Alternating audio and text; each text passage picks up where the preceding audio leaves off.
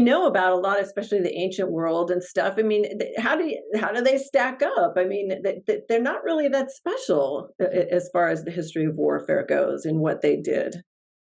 No, and it's interesting. We talked about this in the Viking show that we did, that if you look at the changes in the nature of the raids from the 700s to the 800s to the 900s, I think you can plainly connect the fact that the early raids are taking advantage of surprise, and you don't need a lot of ships to make a real killing, if you pardon the expression.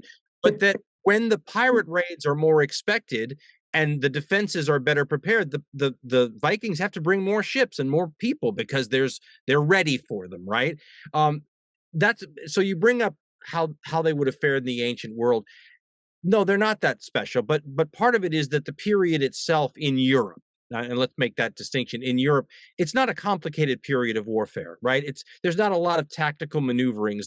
There's not a lot of things like drill going on, right? And so this is where one of the shows we did on Hardcore History Addendum, which is a more fun feed where we can fool around sometimes, is we wanted to make the point that unlike today, where military technology and capability is a one-way street, right? You wouldn't pit an army from the Second World War against an army from the First World War because it's ridiculous, right?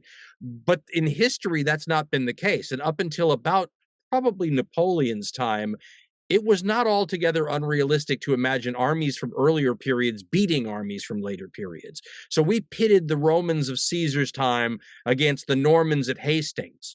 And a lot of people who really don't study warfare thought that was a ridiculous comparison. But I heard from a lot of people who do study warfare that says it was a ridiculous comparison because the Normans at Hastings would not have stood a chance against Caesar's people 1,000 years previously, right? Because they had things like drill, right? They could put, and this is a Hansdale Brook point, but 100 years ago, he was harping on the fact that what we forget is that these more sophisticated societies from the ancient world could support more troops in the field and larger armies.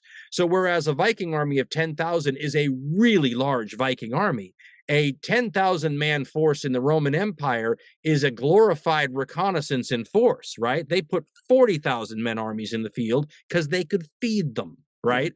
And so I think that the fact that you're talking about a relatively uncomplicated period in military history in Western Europe during that era opens up the door to people like the Vikings who are also fighting in an uncomplicated way to doing better than they would have done had the Vikings tried to take on, had they existed in the Roman Empire's times and they had to wrestle with the defenses of the Saxon shore and the legions that they would have run into once they made landfall, then I think it's a different story altogether.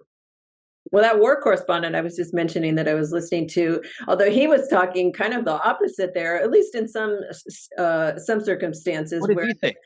well, no, that there is just times in history where the smaller, more unlikely forces have actually been able to prevail, and because of the nature of smaller forces, I think being sort of more nimble, not as reliant on lots of resources, and things like that, and That so is true too. He's right. like He's right about that too. It depends on the circumstance, doesn't it? right, right, yeah, exactly.